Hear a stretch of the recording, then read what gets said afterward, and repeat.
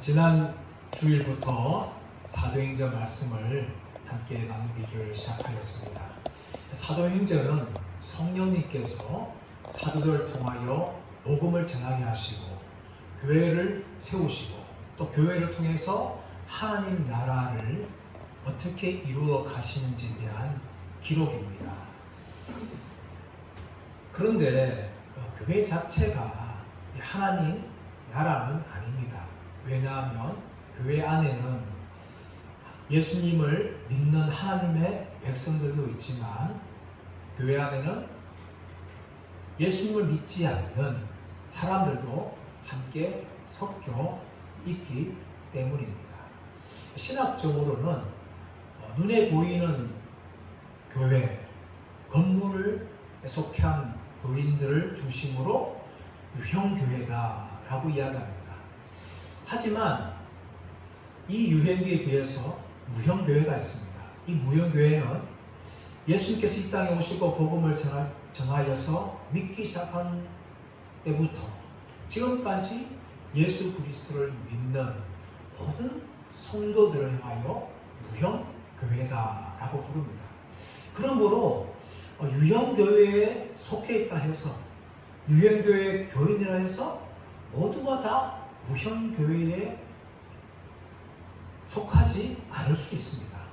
예수님께서 말씀하신 것처럼 알곡도 있고 가지가 있듯이 교회 다니는 교인들 중에는 참 하나님의 백성들도 있지만 자신은 믿는 것 같지만 사실은 믿지 않는 불신자들도 교회 안에 섞여 있기 때문입니다. 그런데 이 무형교회를 이 땅에 있는 교회, 다시 말하면 전투하는 교회라고 부릅니다. 전투하는 교회는 이 땅에서 예수님을 믿을 때에 수많은 환난과 고난과 핍박과 박해를 받게 되어 있습니다. 그럼에도 불구하고 신앙을 지키며 예수님을 믿는 거죠. 이런 전투하는 교회에 반해서 승리한 교회가 있습니다. 이 승리한 교회는 이 땅에서 모든 환난과 핍박 가운데 예수를 믿은 후에 죽어서 천국에 입성한 사람들, 그런 사람들을 말해서 승리한 교회라고 부르는 겁니다. 오늘 본문의 말씀은 이 전투하는 교회와 승리한 교회를 동시에 보여주고 있는 것입니다. 요한계시록은 이 땅에서 예수 믿는 성도들을 향한 위로의 메시지입니다. 로마 제국 당시에 기독교인들을 향하여서 수많은 핍박과 환난이 있었습니다. 그들은 경제적인 어려움도 당하였고 육체적인 어려움도 당하였습니다. 심지어 예수 믿는 것 때문에 자신들의 목숨도 위협받았고 또한 순교하는 성도들도 생겼습니다. 이런 성도들을 위로하기 위해서 요한계시록은 기록을 하였는데 이 땅에서 당하는 환난과 핍박을 피할 수 없다는 것을 먼저 보여주는 것입니다. 하나님의 위로와 하나님의 복을 누리기 위해서 우리는 이 땅에서 고난을 피할 수가 없습니다. 예수 믿지 않는 사람들도 이 땅에서 인생에 많은 고난을 당하지만 예수 믿는 우리들은 신앙으로 인하여서 당하는 수많은 환난과 핍박이 있습니다. 그러므로 예수 믿는다는 것은 고난의 길을 반드시 통과하게 되어 있습니다. 이 고난을 통과한 자들에게 주신 말씀이 바로 하나님의 위로죠.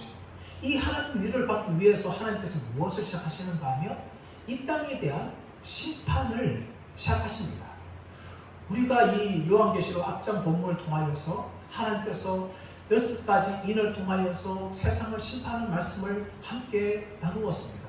특별히 6째 인을 심판할 때에 이 땅에 있는 임금들과 왕족들과 장군들과 또 자유인들과 또 종들이 하나님의 진노의 심판을 두려워하여서 산과 바위 밑으로 모두가 다 숨습니다.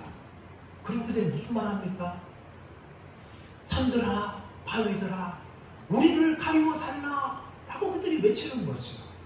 그들이 외친 후에 6장 17절 말씀은 이 하나님의 진노의 큰 날을 누가 피할 수 있으리요?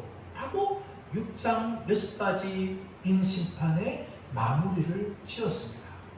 오늘 본문의 말씀은 이 마지막 말 구절이 누가 이 하나님의 진노의 큰 날에 피할 수 있으리요?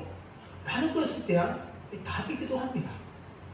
지금까지 6가지인 심판이 계속되어졌습니다. 그런데 오늘 본문의 말씀은 7장에서는 하나님이 심판을 멈추십니다. 심판을 잠깐 멈추는 막강과 같은 것인데 이것은 이어나오고 있는 7째인 심판을 지연시키시는 거예요. 하나님이 지연시키시는 거죠. 뿐만 아니라 오늘 본문을 통하여서 하나님의 백성들을 향한 하나님의 보호하심과 하나님의 위로하심을 우리에게 보여주시는 것입니다. 그래서 핍박받는 성도들을 하여금 그들을 하여금 위로하시고 다시금 힘을 오늘 본문을 통하여 공급하고 계신 것입니다. 우리 1절 말씀 볼까요? 일 후에 내가 내 천사가 땅 모퉁이에 선 것을 보니 땅의 사방에 바람을 붙잡아 바람으로 하여금 땅이나 바다에나 각종 나무에 불지 못하게 하더라. 오늘 1절 말씀 보시면 일 후에 내가 보니 라고 시작하죠. 이 7장은 두 파트로 나눌 수 있습니다. 1절에서 일 후에 내가 보니 라고 이야기하고 있고 9절에 보시면 일 후에 내가 보니 라고 시작합니다. 이 두 파트로 나누어지는데 1절 말씀에서는 일 후에 내가 내 천사가 땅 내 모퉁이에 선 것을 보았다 라고 이야기합니다. 내 천사가 등장하죠. 내 천사가 등장하는데 그들이 각각 땅 내 모퉁이에 섰습니다. 이 땅 내 모퉁이라는 것은 무엇을 말하고 있는가 하면 온 세상을 말합니다. 온 세상. 그래서 온 땅의 동서남북을 말하는 것이고 온 세상 전체를 말하는 거예요. 이 네 천사가 온 세상 모퉁이에 서가지고 그들이 무엇을 합니까? 땅의 사방에 바람을 붙잡았다는 거예요. 이 바람을 붙잡아서 바람으로 하여금 땅에나 바다에나 각종 나무에 불지 못하게 하였다는 것이죠. 이 바람이 무엇입니까? 하나님의 심판의 바람입니다. 이 바람을 통하여서 땅에도 불고 그리고 바다에도 불고 나무에도 불어서 뭡니까? 그들을 다 심판하는 것이죠. 이 바람이 얼마나 무시무시한지 우리는 최근에 이 자연재해를 보면서 우리가 많이 느낍니다. 우리나라에 올해는 아직까지는 태풍이 올라오지 않았어요. 그러나 중국이나 일본이나 대만 같은 나라에 얼마나 태풍이 올라오는지 몰라요. 태풍이 올라와서 어떻게 합니까? 온 도시를 썰어버리죠. 차도 넘어지고 나무도 꺾여지고 다리가 부서지고 이런 일들이 태풍에 의해서 일어납니다. 미국도 마찬가지 아닙니까? 저 카리브해 해안에서 올라오는 허리케인, 강력한 허리케인이나 토네이도가 불어가지고 미국 일대를 그냥 물바다를 만들어버리고 집을 다 삼켜버리는 것이죠. 어제 뉴스 잠깐 나왔지만 베트남에도 태풍이 불었어요. 얼마나 많은 피해가 있는지 모릅니다. 수많은 사람들이 사망하고 또 집이 부서지고 또 다리가 뻥키는 이런 일들이 속초하게 되는 거죠. 이것이 강력한 바람에 의한 피해입니다. 오늘 말씀 보시면 내 천사가 땅 모퉁이에 서서 바람을 붙잡아서 그 바람들이 땅이나 바다나 나무를 해하지 못하도록 그렇게 하고 있는 것을 보여줍니다. 그런데 2절 3절 말씀 보시면 또 다른 천사가 등장하죠. 2절 말씀 보시면 또 봄에 다른 천사가 살아계신 하나님의 인을 가지고 해 돋는 데로부터 올라와서 땅과 바다를 해롭게 할 권세를 받은 내 천사를 향하여 큰 소리로 외쳐 이르되 우리가 우리 하나님의 종들의 이마에 인치기까지 땅이나 바다나 나무들을 해하지 말라 하더라. 아멘. 2절에 등장하고 있는 이 다른 천사가 정확하게 누군지를 모르겠어요. 천사장 미가엘인지 성경은 말하고 있지 않지만 우리가 추측할 수 있는 것은 무엇인가 하면 이 다른 천사는 땅에 내 모퉁이에 선 이 천사들보다 더하고 높은 위치에 있는 그런 천사로 추측할 수 있습니다. 왜냐하면 이 네 천사를 향하여서 바람을 불지 못하도록 잠시 멈추게 하라 이렇게 명령하는 거죠. 명령은 무엇인가 하면 이 더 큰 권세가 있다는 것을 알 수 있는 거예요. 이 다른 천사가 언제까지 내 천사로 하여금 바람을 불지 못하도록 하고 있습니까? 3절 말씀에 나오지만 우리가 우리 하나님의 종들의 이마에 인치기까지 땅이나 바다나 나무들을 해하지 말라라고 이야기합니다. 언제까지요? 우리가 우리 하나님의 종들의 이마에 인치기까지라고 이야기합니다. 우리 하나님의 종들, 이 우리 하나님의 종들을 무엇을 말합니까? 천사들뿐만 아니라 이 땅에서 예수 그리스도를 믿고 그 믿음에 인하여서 온갖 핍박을 받고 있는 성도들도 동일하게 우리 하나님의 종들이라고 이 천사가 표현을 합니다. 그 종들의 이마에 인치기까지 땅이나 바다나 나무들을 해하지 말라라고 명령을 하고 있습니다. 인친다는 의미가 무엇일까요? 인친다는 의미는 크게 세 가지 의미가 있는데, 하나는 소유의 의미가 있어요. 소유. 과거에 미국에서 남북 전쟁이 일어났는데 그 전쟁이 어해방 전쟁 아닙니까? 근데 그 노예의 주인이 어떻게 합니까? 진을 찢는 거죠. 인두로 찢어가지고 그 몸에 표시를 하는 거예요. 누구 집안의 노예다. 과거에 짐승도 소 같은데 인두로 찢어서 어느 집의 소라고 표시하지 않았습니까? 근데 그것을 시간 지나가니까 이제 그래 하지 않고 소기에 이제 표를 다른 걸로 바꾸고 있는데, 그렇게 인을 친다는 것은 소유의 의미를 가지고 있어요. 하나님께서 천사를 통하여서 성도들의 이마에 인을 침을 통하여 너는 내 백성이다, 이렇게 인치시는 거죠. 두 번째는 인친다는 것은 보호의 의미가 있습니다. 보호의 의미. 하나님께서 출애굽의 재앙을 일으킬 때 10번째 재앙, 죽음의 그림자가 지나갈 때에 어린 양의 피를 문설주와 인방에 바른 사람들의 집은 죽음의 그림자가 그냥 지나갔어요. 보호를 받았습니다. 하지만 어린 양의 피를 바르지 않은 애굽의 백성들의 집안은 사람의 장자로 취하게해서 짐승의 첫 새끼가 모두가 죽는 그런 일이 일어났다는 것이죠. 인친다는 것은 바로 이런 보호의 의미를 가지고 있어요. 세 번째로 인친다는 것은 보장 의미를 가지고 있죠. 문서에 사인하고 도장을 탁 찍는 것은 내가 이것을 보증합니다 라는 의미를 가지고 있는 거죠. 오늘 천사가 우리 하나님의 종들의 이마에 인을 친다는 것은 하나님의 백성이며 하나님께서 보호하시며 하나님께서 천국 갈 때까지 너희들을 보증하신다 라는 의미를 가지고 있는 거예요. 그 인을 칠 때까지 천사들이 하던 바람을 불지 못하도록 그렇게 하나님이 그렇게 막아주신다는 것입니다. 사랑하는 여러분, 오늘날 성도들은 성령으로 인친 자들인 줄 믿으시기를 바랍니다. 에베소서 무엇을 말하고 있습니까? 하나님의 말씀을 듣고 하나님의 복음을 순종한 자들은 약속의 성령으로 인친받은 자들이다 라고 말하는 것이죠. 우리가 예수를 믿는 것은 바로 성령으로 인친 자들이라는 표시하는 것입니다. 그래서 우리가 하나님의 백성이 되고 하나님의 보호를 받게 되어지고 천국 갈 때까지 성령께서 우리를 보증하신다는 그런 의미가 바로 약속의 성령으로 인친다는 의미를 가지고 있는 것입니다. 오늘 본문 말씀에서도 인을 친다는 것은 바로 그런 의미인데, 이런 인친 사람들 숫자가 누굴까요? 우리 4절 말씀 볼까요? 4절 말씀 시작. 내가 인침을 받은 자의 수를 들으니 이스라엘 자손의 각 지파 중에서 인침을 받은 자들이 14만 4천이니 14만 4천, 우리가 잘 알고 있는 14만 4천이 오늘 본문에 등장합니다. 그런데 여러분, 이 14만 4천을 어떻게 해석하느냐 아주 중요하죠. 이단들이나 이 건전하지 못한 집단들 같은 경우는 대부분이 이 14만 4천을 문자적으로 해석합니다. 문자적으로. 그래서 우리 교파를 믿지 않으면, 우리 신앙을 믿지 않으면 14만 4천에 들어갈 수 없다 해서 무조건 자기들 집단에 들어오라고 이야기합니다. 그래야 구원받는다, 그래야 14만 4천이 된다, 이렇게 주장하면 대부분 다 이단이라는 것을 우리는 분명히 알아야 됩니다. 모든 인간의 공통점이 무엇인가 하면 이 14만 4천을 문자적으로 해석하는 것이죠. 요한계시록은 문자적인 성경이 아니에요.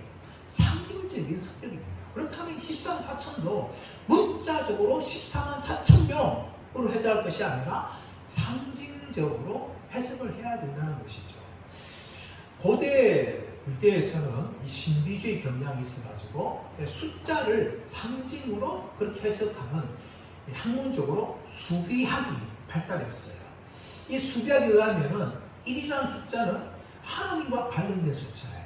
초태생, 촌열매, 첫열매. 그래서 이 초태생이나 촌열매를 하나님께 속한 것이라고 그렇게 생각하는 겁니다. 2라는 숫자는 증인과 관련되어 있어요. 재판을 할 때에 증인이 2명 이상 아니면 재판의 증인으로 될 수가 없는 겁니다. 3이라는 것은 땅의 숫자, 하나님과 관련된 숫자예요. 삼위일체 하나님, 성부, 성자, 성령 하나님, 그리고 예수님이 3일 만에 부활했다. 이 3이라는 숫자는 또 하나님과 관련된 숫자고, 4라는 숫자는 재수 없는 그런 의미가 아니라 땅과 관련된 숫자입니다. 우리나라 같은 경우는 4를 재수 없다고 하죠. 건물도 1층, 2층, 3층, 5층 이렇게 부르지 않습니까? 그러나 유대인들은 이 4라는 숫자는 땅과 관련되어 있어요. 땅. 그래서 이 하나님과 관련되어 있는 이 3이라는 숫자와 또 땅과 관련되어 있는 4라는 숫자를 더하면 7이 되는 거죠. 또 3을 곱하면 12가 되는 겁니다. 그러니까 7이나 12는 완전수가 되는 거예요. 하나님을 가르치고 하늘에 속한 숫자를 가르치는 그 3과 그리고 땅을 합치거나 곱하면 충만한 완전한 의미를 가지기 때문에 7이나 12는 충만한 숫자, 완전한 숫자라고 생각합니다. 그래서 오늘 말씀 보시면 14만 4천은 12 곱하기 1000이 되어야 14만 4천이 나오는 거예요. 12는 뭡니까? 구약의 12지파를 말하고 있고, 두 번째로 12는 신약의 12사도를 중심으로 한 하나님의 백성을 이야기하고 있고, 그리고 1000은 아주 많은 숫자를 이야기하는 것이죠. 그래서 14만 4천이 나오는데 14만 4천은 문자적으로 해석할 것이 아니라 아주 많은 숫자를 의미하는 것입니다. 예수님께서 이 땅에 오시고 하나님 나라의 복음을 전한 때부터 지금까지 또 앞으로 예수님 재림할 때 그때의 숫자까지 성도 숫자가 얼마나 많겠어요. 그것은 상징적으로 14만 4천이라고 이야기하는데, 이단들은 항상 바로 이 14만 4천을 문자적으로만 해석을 한다는 겁니다. 이 상징의 숫자라는 내용 잊지 마시고, 이 14만 4천을 또 풀으는데 오늘 5절 말씀부터 이 8절 말씀까지 나오죠. 유대 지파 중에서 쭉 나오면서 12지파에 대해서 소개를 합니다. 그런데 여기에는 두 가지 특징이 나오고 있어요. 하나는 무엇인가 하면 르우벤 지파를 가장 먼저 소개하지 않고 유다 지파 중에 인침받은 숫자가 1만 2천이요 라고 소개하는 것이죠. 르우벤이 야곱의 12아들 중에 원래 장자였어요. 그런데 르우벤이 이 야곱의 첩과 간통함을 통하여서 이 장자의 쥐를 잃어버리죠. 그래서 이 장자의 쥐가 누구한테 가는가 하면 유다에게 갑니다. 유다에게 가는데, 유다 지파가 장자의 의미를 소개하기 위해서 한 것이 아니라 여기에는 이유가 있어요. 유다 지파를 가장 먼저 소개하는 것은 무엇인가 하면 유다 지파에서 메시아 예수 그리스도를 맞았습니다.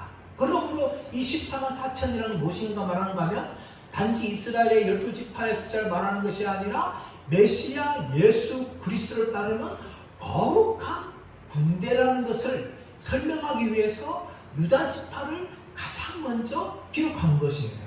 두 번째, 이 본문에 보면 이 12지파를 소개하는 데 있어서 단 지파가 빠져 있고 요셉 지파와 레위 지파가 들어가 있다는 겁니다.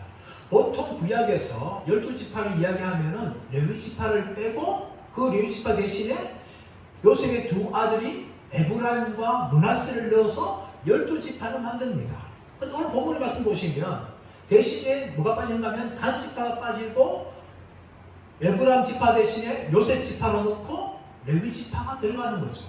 그렇다면 왜 단 지파가 빠졌을까요? 많은 학자들은 이 단 지파 빠진 이유가 무엇인가 하면 단 지파가 우상 숭배와 관련되어 있는 지파이기 때문에 뺐다라고 이야기하죠. 왜냐하면 어린 양 예수 그리스도를 따라야 되는데 우상에 속한 지파가 어떻게 예수님을 따를 수 있느냐 하면서 의도적으로 이 선사가 소개하면서 단지파를 뺐다는 것이죠.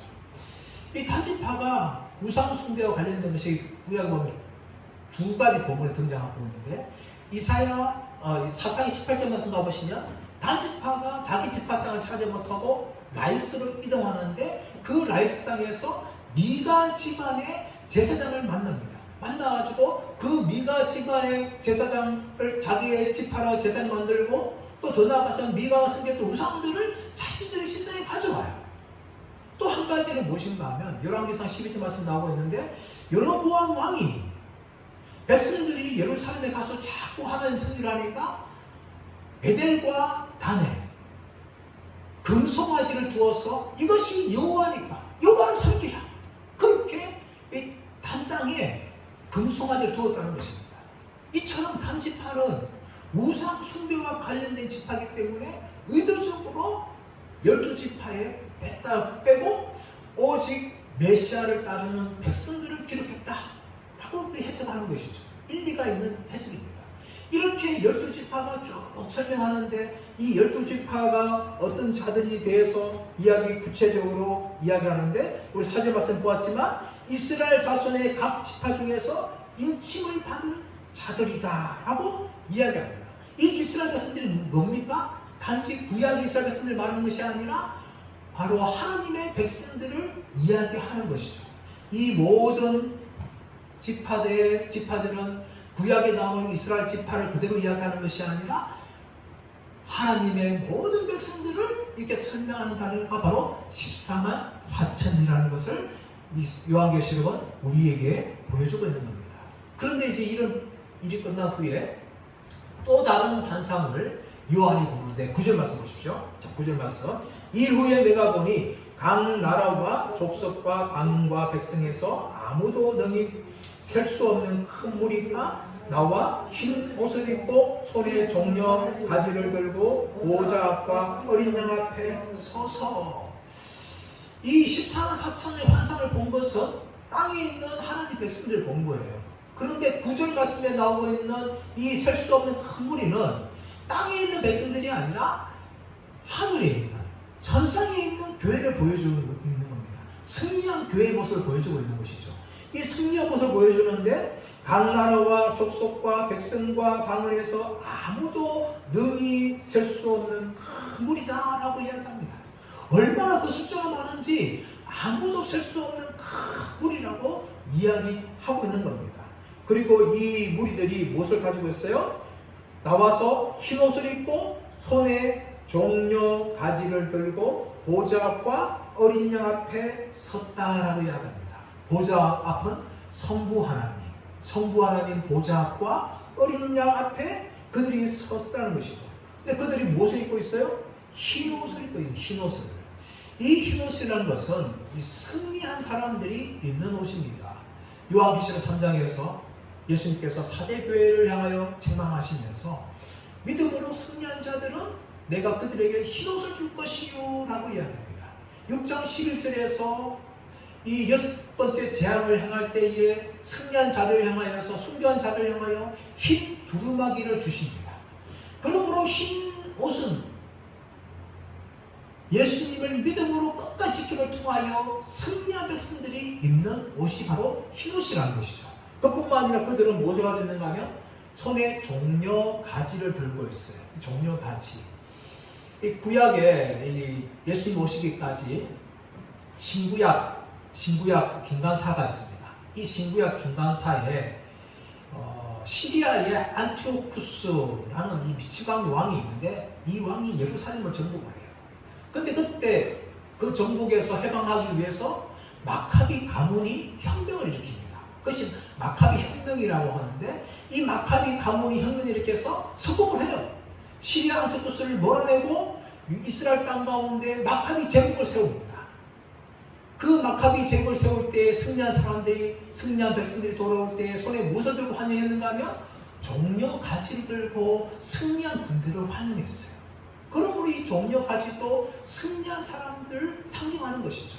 이 승리한 백성들이 바로 흰옷을 입고 종려 가지를 들면서 하나님, 성부 하나님 앞과 어린 양 앞에 서서 하나님을 찬양하는데 그 찬양한 내용 10절 말씀 나오는데 큰 소리로 외쳐 이르되 구원하심이 보좌에 앉으신 우리 하나님과 어린 양에게 있도다 라고 이야기합니다. 구원하심이 보좌에 앉으신 우리 하나님, 성부 하나님과 어린 양이신 예수 그리스도에게 있도다라면서 찬송을 올려드리는 것이죠. 이 구원이라는 것은 무엇을 말합니까? 승리와 해방을 말합니다. 예수를 믿는 사람들에게 승리를 주시고 또 그들을 하여금 모든 세상의 핍박과 환난에서 해방되는 그 자유가 바로 구원이에요. 그 구원의 힘이 누구한테 갔는가 하면 사람들이 난 것이 아니라 성부 하나님과 어린 양 예수 그리스도에게 있다라고 모든 영광을 이 셀 수 없는 큰 무리가 성부 하나님과 어린 양에게 영광을 돌립니다. 이어서는 또 천사들이 나와서 하나님을 찬양하는데, 자 11절 12절 말씀 우리 한번 읽어보겠습니다. 시작. 모든 천사가 보좌와 장로들과 내 생물의 주위에 서 있다가 보좌 앞에 엎드려 얼굴을 대고 하나님께 경배하여 이르되 아멘. 찬송과 영광과 지혜와 감사와 존귀와 권능과 힘이 우리 하나님께 세세토록 있을지어다. 아멘.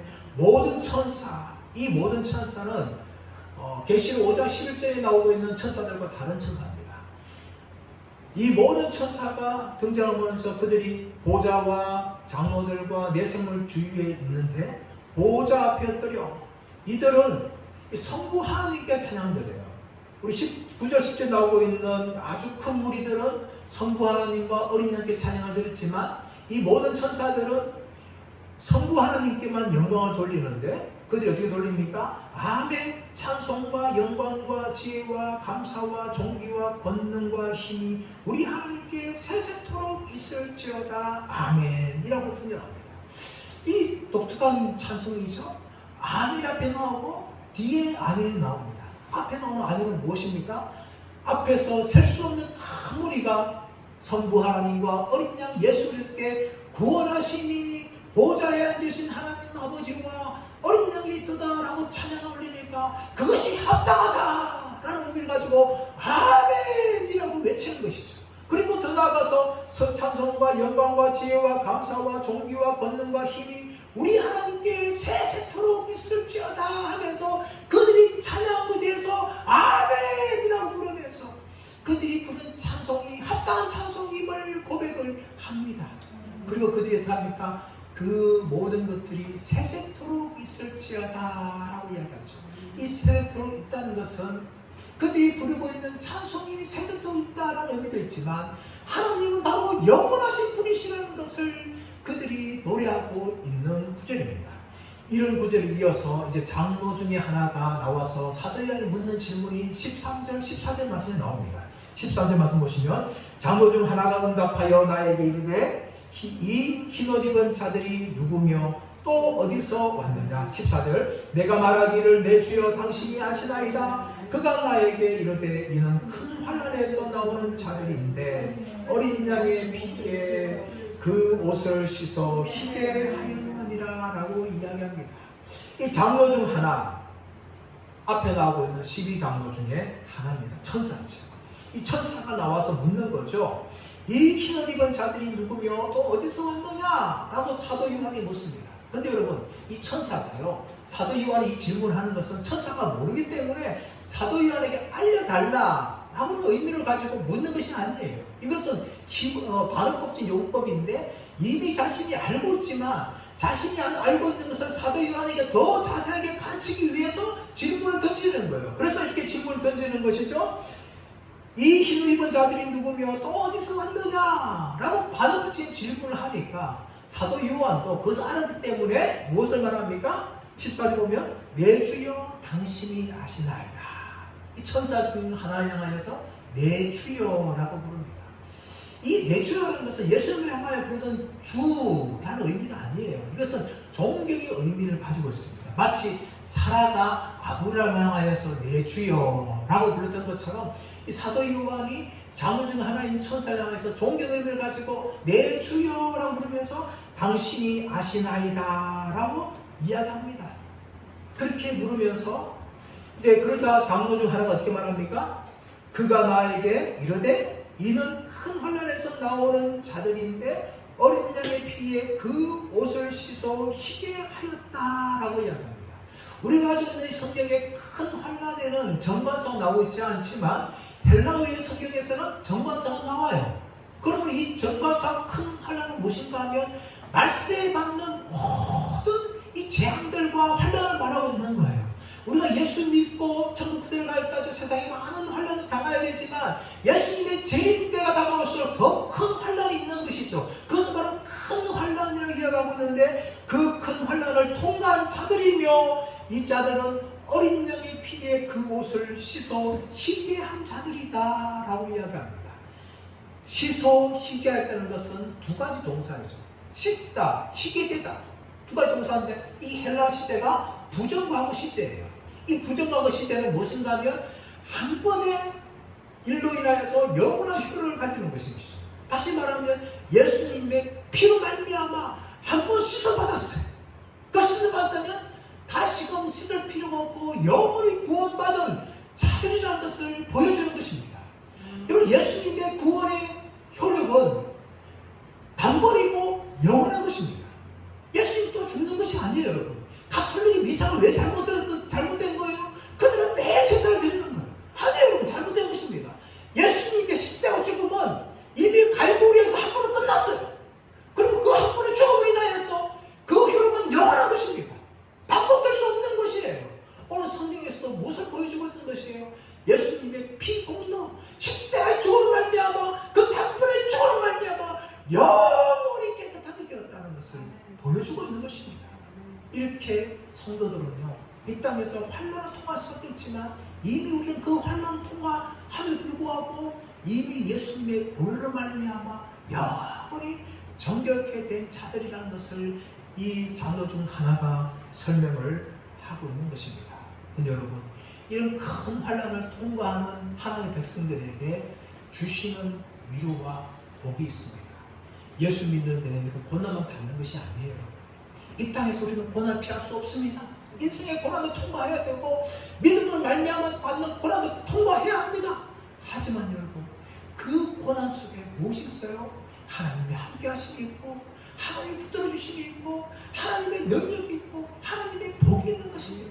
오늘 15절에서 17절 말씀은 그것을 보여주고 있는 것입니다. 자 15절 말씀 보시면 그러므로 그들이 하나님의 보좌 앞에 있고 또 그의 성전에서 밤낮 하나님을 섬기매 보좌에 앉으시니가 그들 위에 장막을 치시리니 이 땅에서 비록 환난을 통과해야 되지만 영원한 하늘나라 천상의 교회에서 떡목을 누리고 있는가 하면 그들이 하나님의 보좌 앞에 있다는 것입니다. 여러분 어떻게 이제 가능할까요? 바로 예수님 피로 말미암아 우리의 모든 죄가 씻어나고 우리는 예수님의 의의 옷을 입고 있기 때문입니다. 죄인이라면 거룩하신 하나님께 설 수가 없는 거예요. 어떤 죄도 설 수 없어요.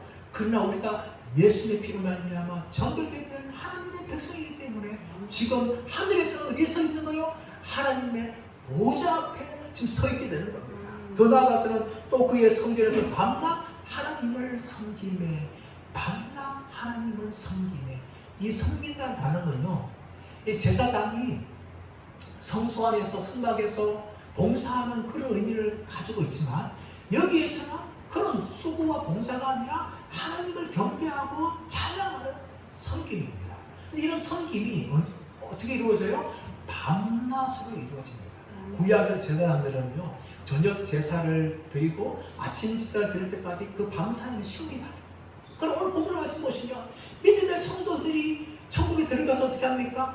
밤낮 하나님을 향하여 경배와 찬양을 올리게 되는 겁니다. 이것을 누가복음 2장에서 한 여인을 통해서 그림자로 보여주는데 그 여인이 누군가 하면 안나라는 여인이었어요. 안나. 이 안나는 결혼한 지 7년 만에 남편을 잃었고 그 후에 84세가 되도록 성전에서 주야로 섬겼다라고 이야기합니다. 여러분 이스라엘 당시에 그 당시에 여인들의 결혼 적령기가 대략 15세 빨라면 12세 13세부터 시작해서 15세 결혼한 거죠. 그럼 마리아가 예수님을 낳을 때도 그 나이 때였어요. 대충 13세 정도에 낳았다 볼 수 있는 것이죠. 이 보통 결혼 적령기가 12세에서 15세인데 자 15세에 결혼했다 생각하면 10년을 남편과 함께 살았어요. 그럼 몇 살 됩니까? 22세가 되는 거죠. 자, 22세 된 후에 84세까지 성전을 떠나지 않고 주야로 하나님을 섬겼다라고 이야기합니다. 도대체 몇 년 동안 성전 하나님 섬긴까지? 적어도 60년에서 62년 정도를 성전을 떠나지 않고 주야로 금식하면서 성전에서 섬겼다는 것을 볼 수가 있습니다. 그러니까 이런 섬김은요, 하나님 주신 위로와 기쁨을 맛보지 않으면 할 수 없는 거예요. 세상이 얼마나 재밌는 것이 많습니까? 오늘날 우리가 살아가면서 우리의 눈을 자극하고 말조심을 자극하는 세상에 재밌는 것들, 유혹거리가 얼마나 많아요. 그래서 교회에서 뭐 금식하며 찬송하며 성경을 보며 성경을 보고 세상에서 맛있는 거 먹으러 다니고 좋은 거 보러 다니고 저런 다니는 것이 훨씬 좋죠. 그러나 이 안나는요 어떻습니까? 60년이 넘도록 성전을 떠나지 않고 주야로 금식하면서 하나님을 섬겼어요. 그 하나님 주시는 위로와 기쁨이 없다면 할 수가 없는 것인데 그 안나조차 이 땅에서 그림자를 맡고 왔어요. 우리가 예수 믿어서 죽어서 천국에 들어가게 되면 안나가 이 땅에 누릴 수 없는 그 하나님의 위로와 복을 영원한 천국에서 누리고 섬기게 된다는 것을 믿으시기를 간절히 바랍니다. 오늘 말씀 그것을 보여주고 있는 것이요. 또 15절 세 번째 보시면 보좌에 앉으신 이가 그들 위에 장막을 치신다라고 이야기합니다. 보좌에 앉으신 하나님 아버지께서 그들 위에 장막을 치신다. 이 장막을 치신다는 헬라 단어가 샤캄, 하나님의 영광의 임재를 이야기하는 것이고 신약 성경에서 스케노라는 단어로 사용되어지는데 요한복음 1장 14절 말씀 보시면 예수님께서 말씀이 육신이 되어 우리 가운데 거하시네라고 이야기하고 있는데 그 거하다는 단어가 스케노, 장막을 치셨다라는 의미가 있는 것입니다. 영원하신 성자 하나님께서 이 땅에 인간시 되심을 통하여 우리의 육신을 입어서 인간 가운데 거하시다는 것을 이야기하고 있는 단어가 바로 스케노, 장막을 치셨다는 의미를 가지고 있어요. 이제 우리가 영원한 하늘에 가서는 하나님 아버지께서 우리 인간들과 함께 계신다는 것을 15절은 보여주고 있는 것입니다. 16절 말씀 보시면 그들이 다시는 줄이지도 아니하며 목마르지도 아니하고 해나 아무 뜨거운 기운에 상하지도 아니하리니 다시는 줄이지도 아니하고 목마르지도 아니하고 해나 아무 뜨거운 기운에 상하지도 아니했다라고 이야기합니다. 이것은 이 땅에서 환난과 핍박받고 있는 성도들을 지극히 위로하시는 말씀이에요. 로마 제국 당시에 성도들은 로마로부터 많은 핍박을 받았는데 특별히 두 가지입니다. 하나는 경제적인 핍박받았어요. 예수 믿는 것 때문에 이 상인조합에서 나가야 됐어요. 먹을 수 있는 것이 아무것도 없으면 생계 활동이 보장이 되지 않았습니다. 그런 말미암아 예수 믿는 사람들은 당연히 가난하게 되었고 굶주리는 상황에 처할 수밖에 없었습니다. 더 나아가서 뭡니까? 육체적인 핍박받는 것이죠. 해나 아무 뜨거운 기운에도 상하지 않는다는 것은 그렇게 육체의 핍박을 당하고 또 순교의 위기를 당하고 있는 성도를 향하여 하나님이 위로해 주신 말씀입니다. 비록 너희가 그 땅에서 경제적인 환난도 당하고 육체적인 환난도 당하지만 너희가 하늘나라에 오게 되시면 더 이상 줄이지도 않고 목마르지 않고 해나 아무 뜨거운 기운에 상하지 않게 될 것이라는 것을 사도 요한을 통하여 하늘의 교회를 보여주면서 위로해 주시는 것이죠. 세 번째 17절 말씀 보시면 이는 보좌에 계신 어린 양이 그들의 목자가 되사 생명수 샘으로 인도하시고 하나님께서 그들의 눈에서 모든 눈물을 씻어 주실 것입니다 라고 이야기합니다. 이 땅에서 성도들은요 눈물을 흘릴 수밖에 없어요. 경제적인 궁핍과 육체적인 핍박에 인하여서 그들의 고통당하며 울 수밖에 없어요. 근데 오늘 말씀 보시면 보좌에 계신 어린 양이 그들의 목자가 되어주신다 라고 이야기합니다. 목자가 되어주신다. 우리가 잘 알고 있는 시편 23편 보시면 하나님은 우리의 목자가 되신다는 것을 설명하죠. 우리의 목자가 되어서 푸른 풀밭으로 인도하시고 신선한 물가로 우리를 인도하여 주셔서 우리의 배를 채워주시고 우리의 목마름을 적셔 주실 뿐만 아니라 우리의 목자가 되어서 사절 말씀 보시면 사나운 이리로부터 그분의 막대기로 보호해 주시고 길을 잃은 양들을 그분의 지팡이로 인도해 주신다라고 설명합니다. 그것이 누굽니까? 바로 목자 되시는 하나님이십니다. 그런데 예수님께서 요한복음 10장에서 나는 목자다 라고 예수님께서 설명하시는데 그 목자도 선한 목자다 라고 이야기합니다. 10장 3절 말씀 보시면 목자는 양들을 알고, 11절 말씀 보시면 양들의 이름을 부르고, 14절 말씀 보시면 선한 목자로서 양들을 위해서 목숨을 버린다라고 예수님이 설명합니다. 오늘 17절 말씀에서는 어린 양께서 그들의 목자가 되어서 어디로 인도하시는가 하면 생명수 샘으로 인도하신다.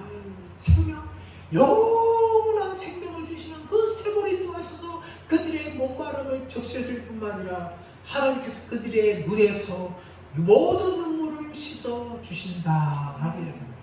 모든 눈물을 씻다라고 얘기하면 모든 눈물을 제거해 주신다라고 얘기합니다.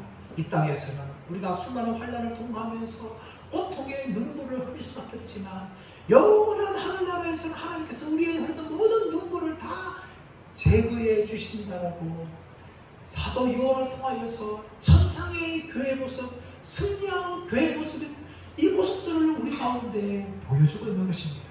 사랑하는 여러분, 하나님께서는 우리들은 이 땅에서 고난과 환난을 피할 수 없습니다. 이 고난과 환난 속에서 때로는 너무나 고통스러워서 때로는 믿음도 포기하고 싶을 때가 있고 또 하나님을 향하여 원망할 때도 있고 우리의 눈에서 모든 눈물을 흘릴 때가 있습니다. 그러나 여러분, 그 순간에도 우리 예수님께서 우리의 목자라는 사실을 잊지 않으시길 바랍니다. 우리의 이름을 아시고 친히 우리를 이름 불러주시고 천국 가는 그날까지 너는 내 백성이다, 내가 너를 보호한다, 내가 너를 보존한다 라는 음성을 매일 들으시면 통하여 어떤 환난과 핍박을 당한다 할지라도 끝까지 믿음으로 승리하여서 이 하늘에서 주시는 모든 복을, 모든 위로를 다 누리시는 저와 여러분 되시기를 예수님의 이름으로 축원합니다.